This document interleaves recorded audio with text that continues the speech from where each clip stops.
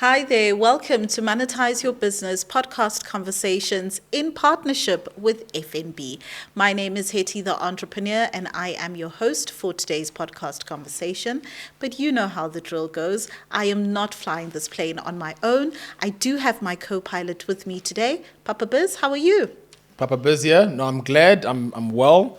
And I'm excited for this conversation because we have another pitch prize winner from the Monetize Your Business workshop. So this is going to be good. Absolutely. It's always great to have a pitch prize winner because, we get to interrogate them a little bit more, find out about their business, etc., and even get pitching tips from them. So today we've got Abram Kgari, who joined us at the Deep Slot Monetize Your Business workshop. So I'm very, very excited about that. Good morning and welcome. Thank you so much, and thanks for the opportunity, for inviting me, and for the prize. Listen to this. It must feel great to be a pitch prize winner. Great, really. Yeah, it is. Well done on that. We will definitely unpack it a little bit further. Yes. Usually how we love to start these conversations is just getting to know you a little bit better. Okay, yes. Where did you grow up? What was that environment like, etc.? So maybe just tell us a little bit more about yourself. Okay, yes. My name is Abram Kgari. Actually, I've got many names. Marumo is the name that everyone knows me about from home, where I grew up from. I grew up from Limpopo province, in the very dusty village of Hamashabela Jane First Site. I'm from a very, very poor family. Sure. I think my family was the poorest of them all. Sure. Yes, yeah. So I grew up in a very hard way. I remember going to school, we had to exchange uniform. There was a week I don't have a uniform, and then my brother will have the uniform next week. So that was the case. So we would go the whole day without eating. So that's how it is. Sure. But I don't know how, but I started just having this business mentality from the age of around 8. You'll be shocked to know that, because in my school we were using pencils. So it was just a norm for children to lose their pencils. So you'll sell the pencils. Really? We didn't have water. Sure. So I will take a 2-liter of bottle of water to school, then we exchange. So you give me a piece of a pencil, you just cut it with a razor, a small one. That's so clever. Then I get that, you drink water. Then from there, I'm selling the small piece of pencil. So anyway, I saw it from someone doing it, and I realized this is a simple way to exchanging, monetizing income is in there. So that's how it started, and later on, I started to sell. We were selling oranges. There were almost every house had orange. Okay. So we'll be selling oranges. There were 2 kinds of oranges.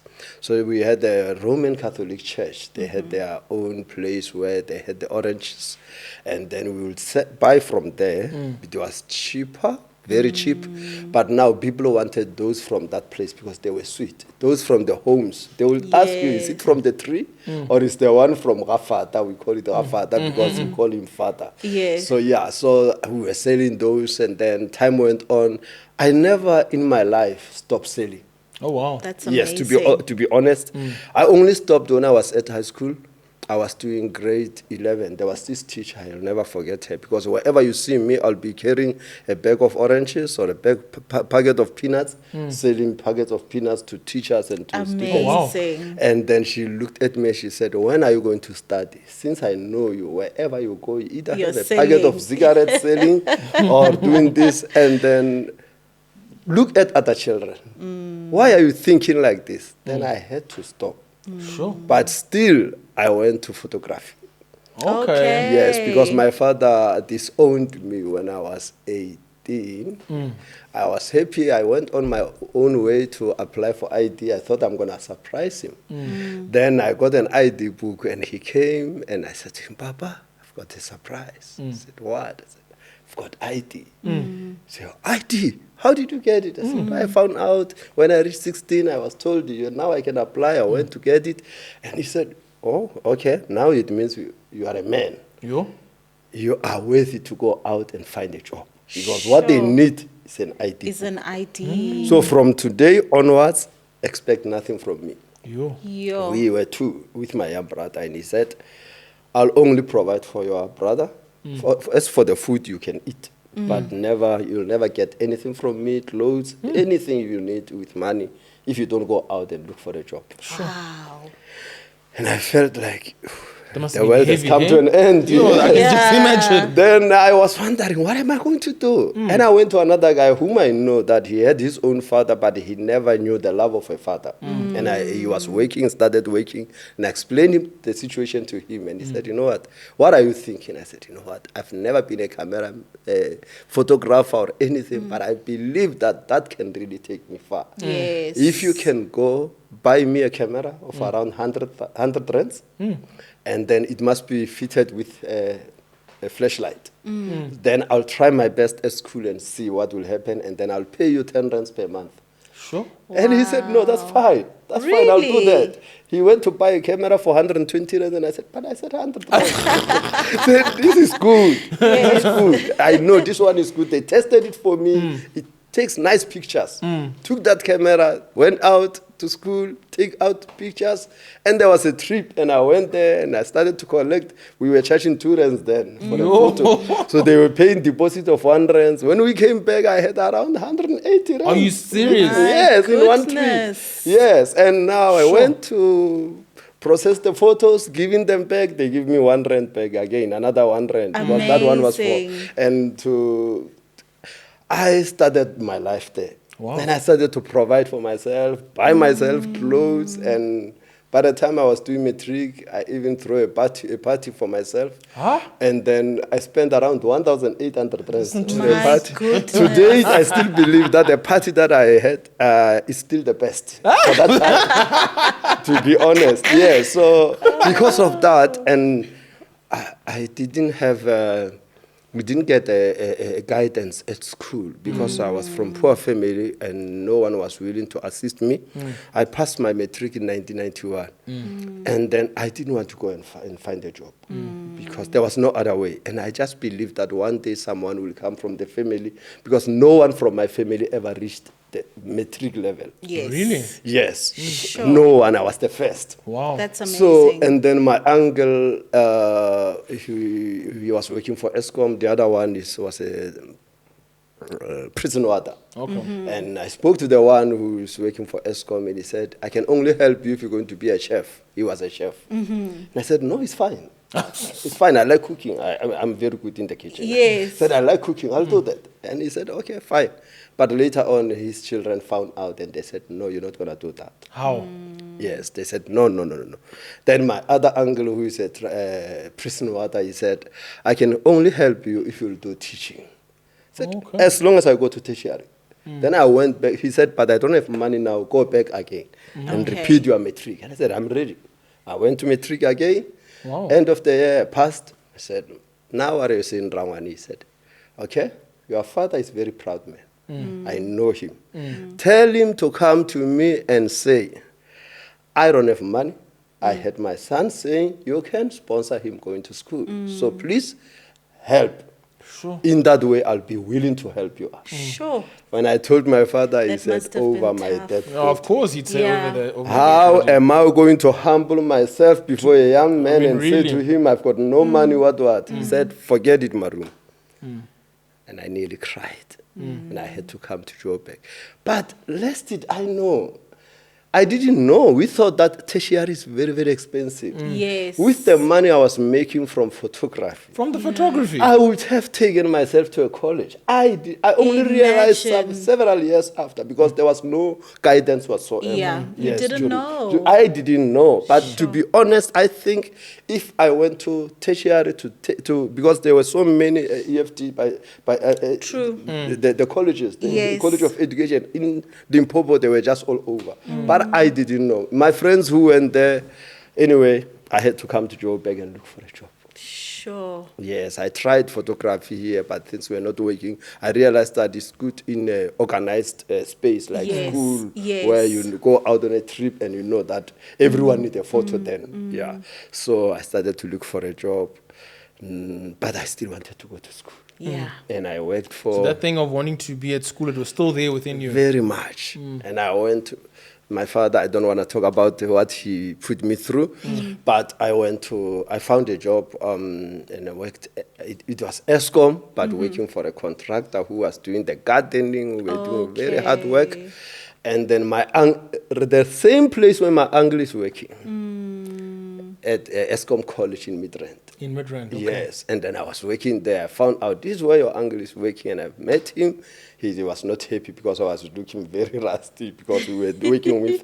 So he's a chef, put on everything's white, and now he was not happy to really introduce me to other people. And then while I was there, and then my father kicked me out of a house which someone was helping me. He visited us. We had a quarrel. We disagree on some things. Then he said, you leave this place. And it's not his house. Sure. Yes, and he said, you must never call me father in your life. Yes, just because he found me with so many pictures, and he said, what are these pictures for? I said, they are for my clients at home. When I go home, I just go around with my camera. Then he said, why did they leave you with such? I said, that's how it happens. That's how these people, they just say, take me a photo, but they never pay. Because you are stupid. Sure. You are such a stupid boy. That is why you have so many pictures. There is money there, but you cannot go out there and collect your money. And I got angry when I remember how I got to be a photographer, how he treated me. I started to cry. He said, in my culture, a man don't cry. Sure. You are a woman. You are not a man. Leave my space. I don't want to see you in my life. Sure. So I ran to my uncle. That's when my uncle said, okay, I'll find you a job, but not the job I'm doing. Okay. So he got me a cleaning job from a prestige company. I started to do cleaning. I was very young from school. I worked there. Within 2 months, they said, no, we can trust you. We see you are a good guy. They gave me a key for stock, and whereby I will supply all the employees with stock when they go to clean. Oh, really? Yes, within just 2 months. And after 6 months, they said to me they want to make me, I worked only 6 months. Tried to save, I was earning 590. I saved around 3,000 rands. Wow. And I wanted to go to school. It was still there. Now the school is dream in was here. still there. They said to me, we are promoting you to become a supervisor. When I look at it, how much am I going to earn? From 590, it's going to be 690. They're only putting 100 rands. Said, guys, I've decided to leave. I'm going to school. Wow.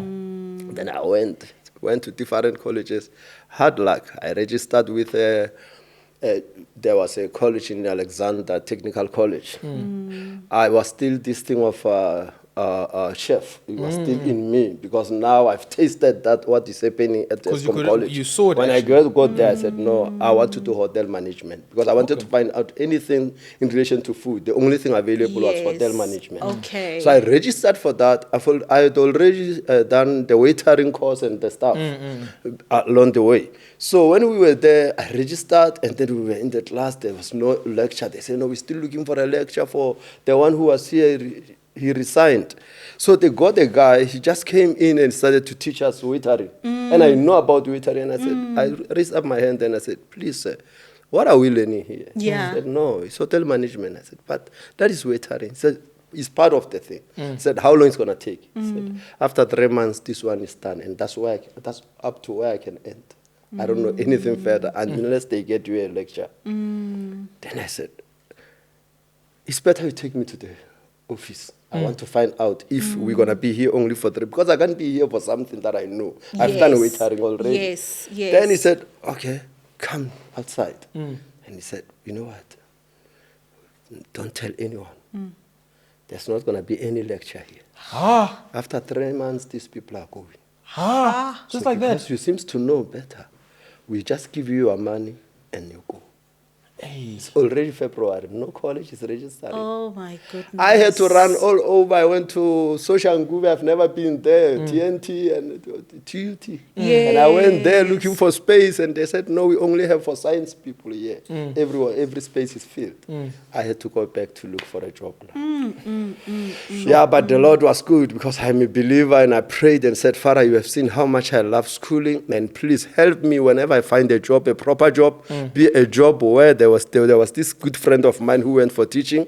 let me earn a salary which when he comes back from school, he will be earning the same. Don't want to have a big difference because he's a friend and God is amazing. And I started a job, and when my friend was finishing school, the teachers were earning 1.4 and I was earning 1.5. So look at 1994. that. So I was like, now I'm 100 rands ahead. So, and God has always been good. And I found myself in a space whereby even when I was at school, at work, I was selling cleaning products. If I go somewhere and I see something they're selling for a very good price, and I can put a markup, and I know people need something to clean. And when I go to work, I'll be carrying some bottles, selling. And you have that skill to sell because that's carried from a young age. Exactly, from young age. So I've been doing that, and I worked there. And to my surprise, when I grew up with my brother. I was born, we're only two years different. Okay. So I was born very weak, very, very weak. And when my brother was born, my mother said, this one is Mutia Pele, meaning he became strong before. And he's the one who's to comfort us. They call him Tabo because he's comforting them, he's giving them happiness. Okay. So even when I was growing up, she told me straight many times that for you, if you don't do clerical work or anything to do with writing, there's no other job you can do because you are too weak. Sure. Yeah, I only started to learn how to speak when I was 5 years old. Really? Yes. Wow. So I was just very timid and very weak because I suffered a lot from the mother's womb. They said I nearly died 2 times. So because of that, no one ever believed that I can do a strong work job. I was employed at the steel industry. And I was employed to work with heavy objects. Sure. Using spanner as big as size 30. And I was able to do, there was this guy, they said, this guy who was doing this job was a Zulu guy, no one is able to do this job. But my boss said, we tried this boy in everything. He's able to do it. Let's try him on this. Another man said, don't kill this boy. This one, we all failed. He said, but I just believe in him. I did that job, and my hands were full of blood. I didn't want them to see because they give you a hand glove, and it's a skin one. But it was finished. And now that thing was eating in my hands. I didn't show them, but I managed to do the work. But I didn't show them. I went home, and they said, this job, when you do it, you will only do it after a week again. Okay. So I managed to recover. So when I came back, I was already used, and I was able to. So I was the only person who was able to do that job. So we worked there. His sons had engineering company where they were doing fit and turning, milling, and everything. And they said, we want this boy. He said, because they've seen. Yes. And he said, no, but this is my strong point. They said, no, okay, we know the job that he's doing that no one can do. Okay. During that time, he will let him come this side and work for a day, and then he's with us. Amazing. Then I was employed at an engineering sector, and I started to do feed and turning.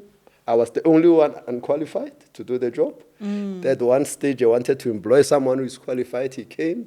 They gave him a drawing machine and said, can you manufacture that for us? 30 minutes, he was just looking at that thing, not knowing where to start. And the boss said, Abram, can you do this? I looked at the drawing and said, yes. All the centimeters, millimeters, everything. I said, no problem. I can do it. In the presence of this guy. Within 15 minutes, I was done. I went to his office and I said, this is look at that. And he looked at it, he measured, everything is perfect. He said, why should I employ a person based on qualifications when someone is here who can understand? And they've been with the experience and they know what to do. Exactly. He said, no, now, you know what? You have passed through milling and turning. Now I'm taking you to another level. Gear cutting, gear production. Wow. He said, with this job, once you master this one, you will never look for a job anywhere. You will never send a CV. Just send them email or send them whatever a letter. Tell them about you, they will employ you. Any company needs So I want to check like now, I mean, because this has been quite a journey that, it's quite impactful. And I'm trying to understand now, because I know you to be in the ECD space. Yes. So how did you go from that into the ECD? That's what surprised many people about me. Yeah. And ECD being early child development. Development. I've got it right. I've got it right. Exactly. I know these things, guys. When Gariso Trust took hold of me and they introduced me to the world of the whole South Africa where I met so many people. They used to say from engineering to ECD. That's what they normally put in there. Because I was there in that space, right? So, and they taught me that job, and of course I did well, and I was then an expert in gear hoping. And indeed, in my life, I've never sent out CV to anyone. Wow. Yes, even the company that I wanted to work for, a big company, Centurion, I just sent them an email, explained to them that this man is treating me so bad because another guy bought the company. The original owners went to Australia because of when South Africa started to be liberated. And then some people decided, I I know it's chaos happening. Yeah, so, and then it was not nice, and I just wrote a letter to Centurion Systems. Within 4 months, they replied and said, we already bought a machine, which will operate. Let's see if you know it. I went there, and then I started a department of gear hoping, whereby we produce the gears, and gears are expensive, so we saved them a lot of money. When I was there, because I love business, I was still doing business, right there, selling this and that. In my life, I said, I'm not going to work in my life. 40 years won't find me still employed. Yes, I will retire before 40 years. Most of the things in my life, when I was 17, I was already planning how many children I want to have.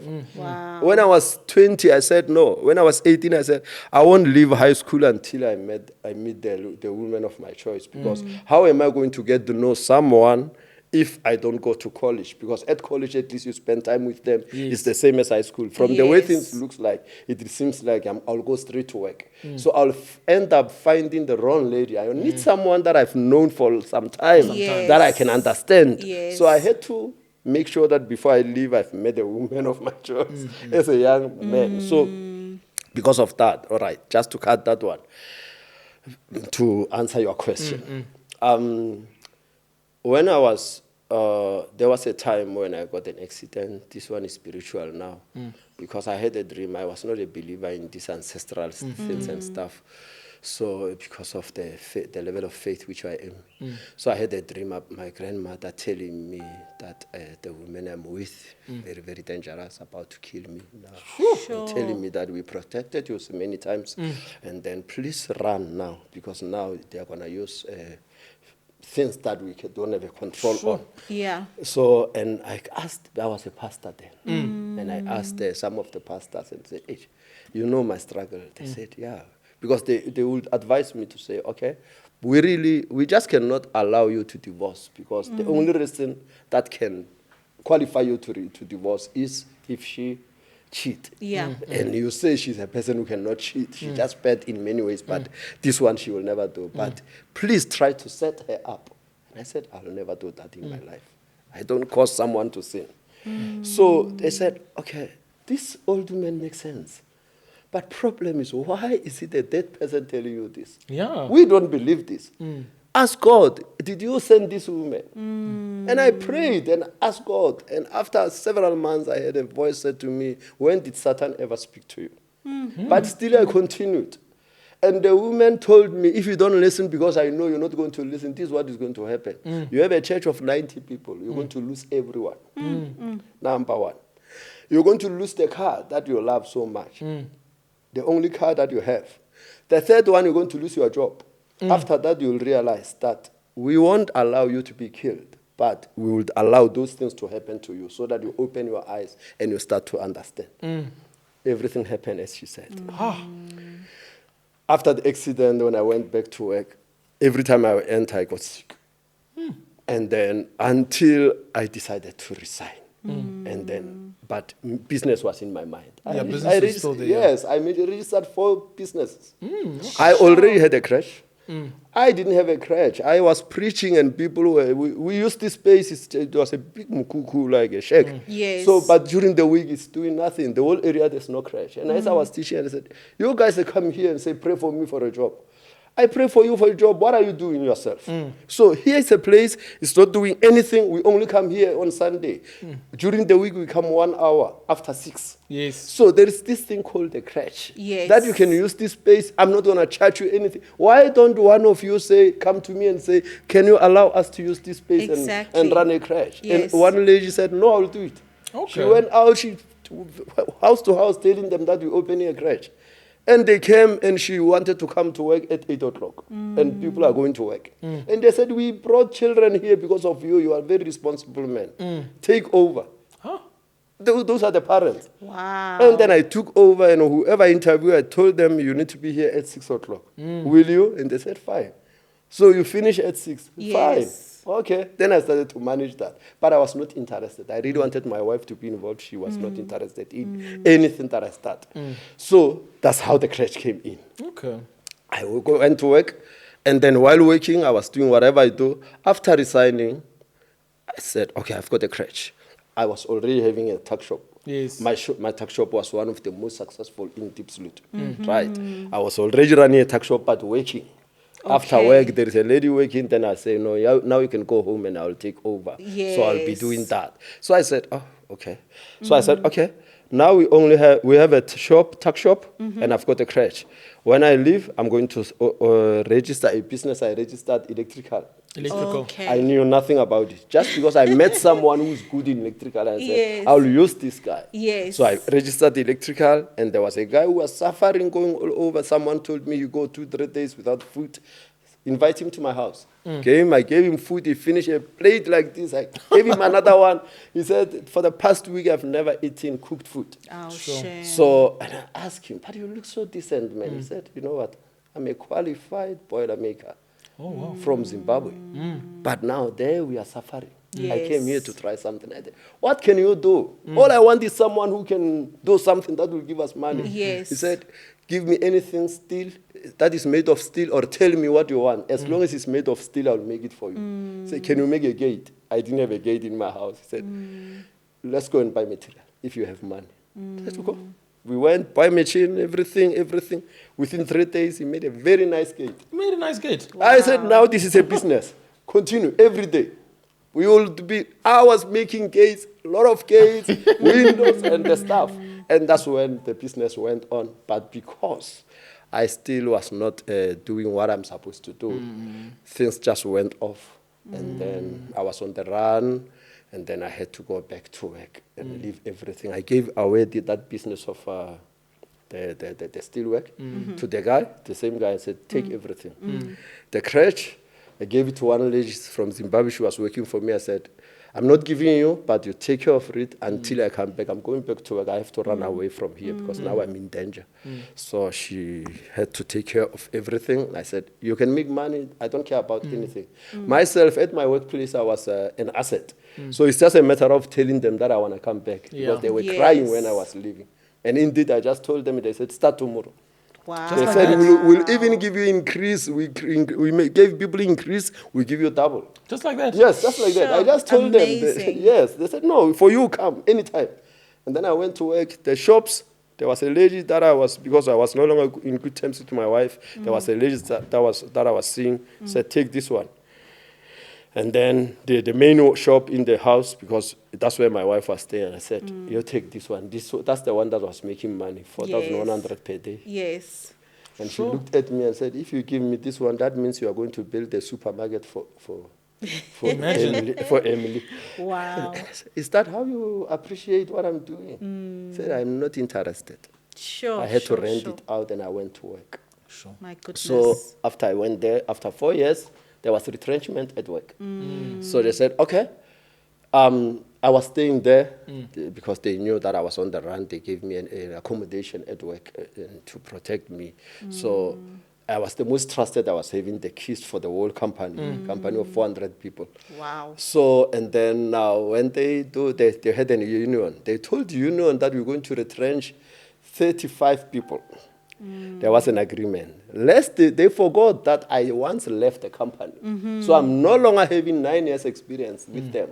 I'm on 4 years. Yes. LIFO comes in. So now when they check, I'm number 35. The company changed and said, no, we made a mistake. We actually retrenched in 34. Some people realized that, no, they're protecting Abram here. They went to the union, they fought and said, you retrenched 35. So I had to get a cut. Oh, my goodness. So, but I was happy because I knew that I wanted to resign. I told them when I went back and I said, deduct, when you put money away for the Provident Fund, take double. because after 5 years, I want my money. I'm going to resign because I want to be in business. So after 4 years, that's when that happened. Then I left. I just decided, Holy Spirit spoke to me to say, I asked God, what are my children going to eat? And the word said, the children. The children. The back to children. The children. Yes, that one, that's why I'm saying it's a calling. Because that, he answered and said, those children in your center, there were only 14 children. He said, focus on that. I took the whole money, I went to develop the place. 100,000, I spent it. When I finished, the department said, no, you built the wrong way. We're not going to give you a certificate. My You need to goodness. demolish. I had to demolish, and then I was left with 40,000. That money was gone. Sure. When I was up to the roof, no money for the roof and the staff, the inspector recommended me to one organization, the company. They came. They said, tell us what you want. They did everything. They spent 150,000 rands in my place. Wow. As we speak now, I've got 4 centers. Huh? Sure. In the main one, we've got 160 children that we are taking care of. They are coming from different areas. Sure. Right? So, and then we are Amazing. starting, in fact, we have got 3 branches, but we're starting the 4th one in January.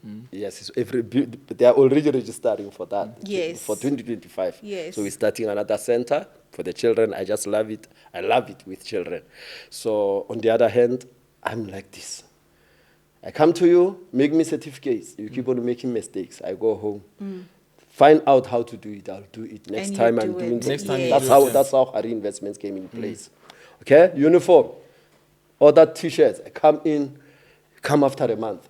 When I go after a month, you're not done. Yeah. So I learn, then I do it myself. Sure. I bought machines. I started to do the t-shirts. Okay. Yes. So when I do the t-shirts for my school, other people get to find out. They come and buy from And then me. there's That's how- business now. Yes, that's Going- business. And then Yeah. I went out and checked and said the people who were doing all this, I would say anything that is related to ECD now, I do them.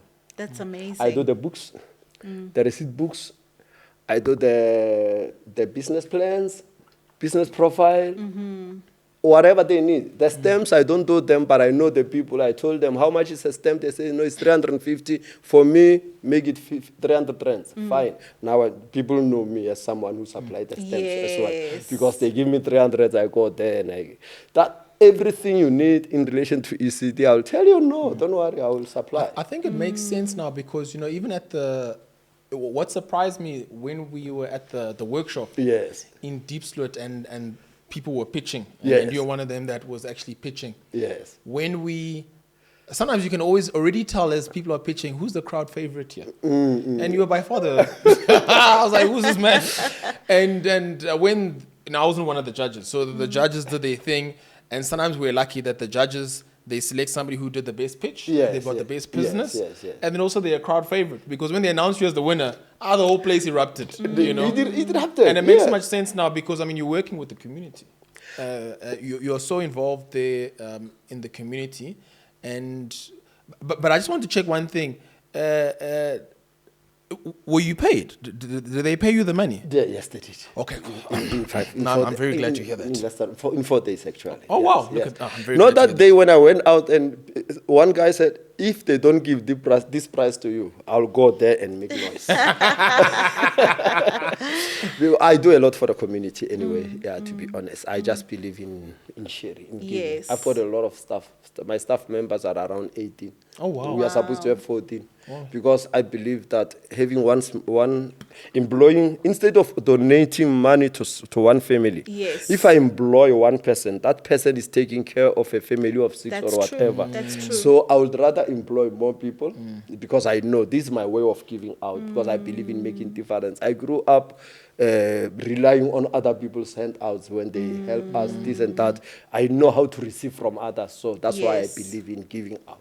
That's amazing. Hence, we are doing a feeding scheme where we are cooking for the people every single day. And then we don't ask you questions. You just bring a lunchbox and we put the food inside. But once the food are finished, they are finished. We can't do Yes, anything. yes. But it's making a lot of difference. There's been 4 years now. Every day. That's Even as I amazing. speak to you now, there's people queuing in my place now. That's wonderful. So we Tell love me, them. what was your experience of the Monetize Your Business workshop? and even your experience pitching. How was that for you? How did It you was hear about the amazing. workshop as well? I saw on our WhatsApp group for the ECDs, Mm-hmm. and I know that some people don't go through these links and stuff. I Mm-hmm. normally try and check what is going on, and I'm very good in judging if this is legit or not. Yes. Right? Sometimes I'll ask some people, send to someone that I know, and say, "Can you Yes. check the validity Yes. of this?" Then, but that one I would tell that no, this one is legit. Yes. Then I went through everything. I enjoyed the questions anyway. I really enjoyed them, and I went through. But what scared me the most when I was told that I was selected, that I have to speak in 2 minutes and cover all those things. Yeah. And I practiced it, and I typed everything, and I was reading, and within 1 minute, 4 seconds, I was done. I was like, no, I think there is a mistake. No, this is long. It can take you one. So I've learned something that in just a short space Yes. of time, you can cover a lot. You Because can cover a lot. I yeah. did not even make it to 2 minutes. But just I remember check you didn't that- make it to 2 Yes, minutes. but And it was check very everything- concise. Yes, but everything was included. Yeah. Wow, So I learned brilliant. something. Now I'm telling people that, guys, presentation, you just need to practice, learn to speak, and know, put things in facts. As we speak now, there are people, the sponsors who are to assist us. They were coming today and said, no, I need to go that side. I typed something and I said to my assistant, read this for them. All the questions that they have, Yes. the answers are in here. I don't know what they're going to ask, but I know. But the answers are in from there. what and I said to her, I'm going to make it. When I finished typing, it was 1.5 page. But before I left, it was 1 page because my aim was that it should not go more than half. And I think this really encouraged me. It made me realize that you can really cover a lot in just a short In a space short of space. time. That's so true. Sure. That's so true. Yes, yes. Wow. Congratulations. You know, going on stage and telling people about your business is not easy. It's not easy. It's not easy. You feel nervous, but you actually did it. I think you inspired a lot of people on the day as well. And being able to win, I think that's amazing. Really, congratulations. Especially for the that. ECD people, they were so happy. They congratulated me, saying, we're just happy that this is one of our people. So, and I've been their leader for 7 years. Wow. And I had to just say, guys, no, you are now relaxing. Let me just allow someone to take over now. Yes. Yes. And they still want me to come back. But yeah, I'm working with them, but no longer I want to be in the leadership. 7 Yes. years consecutively. Every year, they will vote me back again. I would say, no. So I wonder, I mean, as we draw to a close now, I mean, there's lots of other entrepreneurs and SMMEs that we deal with. Some of them, they have an idea. Some of them, they've started something. Some of them, they've actually built and, you know, they go through ups and downs. What words of, you know, encouragement, you know, can you give to them? I believe in trying this and that. So I encourage people to say, always, wherever you go, open your business eyes. And once you focus on one thing, if it fails, like during COVID, we have learned a lot. Yeah. If you rely on one thing, you need to balance things. Because I know a friend of mine who was working with schools. He was servicing schools. So the schools are closed. So obviously there's no Yes. more income for him. So people, what I tell people and what I wish people to know is that always open your business eyes. Wherever you go, whenever you meet people, look at how you can make out something. Like now, with the offer that I told you about, that I'm buying clothes for 200 children, we had to look around for a shop that can sell clothes for a cheaper price. We have been doing that, and when we are left with 50 units, we found a shop where you can get a trouser and a shirt for 50 rands. Wow. And we have been buying for 90 rands, 100 rands. My that, eh? goodness. The very same thing that came to my mind is that I buy those things, put in the boot of my car. When I go to Limpopo there, I just tell people, come, clothes for your child, 70 rands. I just put 20 rands up there. There we go. Something. That's how people should just... I know one thing that made me fail with the first business because I registered for is because I wanted to be in everything. Yes. I did not have the main business that I thought. That's why I failed. Yes. But you need to have that one. Like I'm telling you, I'm doing so many things. But my main focal point is ECD. That is where I excel the most. But these other businesses are... Even when I came here now, someone came and gave me 2,000 rand and said, this is deposit. I need you to do certificates for my school. So this, to me, is a side business. But it's working for me. There is a main one, which I know. This one. The main tree and then they branch. Exactly. So you don't focus on one thing. Have some other hustles in the sides that you know that At least this one, although it doesn't bring much, but at least it's making the difference. Absolutely. 100%, yeah. Yes, sure. Good. Absolutely. Sure. This has been so inspiring. I've taken a lot from this conversation. Papa, let me throw the ball in your court. What has been your biggest takeaway from our conversation with Abram today? You know, I think in life, and especially as men, there are things that we don't have control over. And one thing I got from you is a father wound. And this was your real life. And some people, they'll take that wound and it will take them into all types of ways that are not good for society. And, you know, you've taken that journey and then also tapped into something that was also from childhood, which often I'm always going back to, which is that the number one most important skill for an entrepreneur is the ability to sell, is understanding how to sell. Very important. And you managed to have that. No problem. Okay. And you managed to take that skill and you've utilized it throughout your career to make such an impact. And sometimes you're not sure how the journey is moving and so on, but you know, we like to talk about, you know, you're following the breadcrumbs. And you see just the impact now, even just in terms of focus, has changed not only your life, but the lives of the people in your community. And it's inspiring. It's inspiring for me, but also, especially as a man, because there are things that we have no control over. And you have shown how to focus on the things that you can control and the impact that it can actually make. Thank you. You know? Yeah. No, it's been absolutely amazing. Thank you so much, Abram, Thanks. for sharing your time with us, sharing your journey with us. It's honestly been so amazing. I feel very inspired myself. In fact, I feel so energized just hearing from you, because it's just amazing how you see a business opportunity in different things. You've got your business eyes. Now, from now on, I'm going to start asking myself, Hetty, do you have your business eyes on? Exactly. So that you can actually see the opportunities that exist. So thank you so much.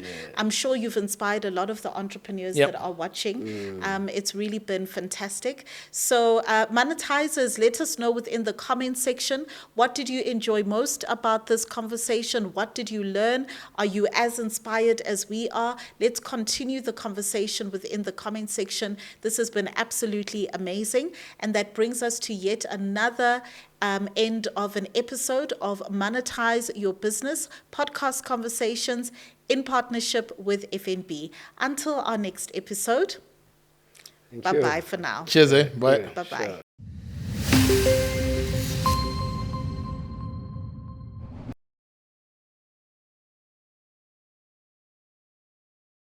So we've heard all about mentorship, but are you looking for a physical platform that you can plug into?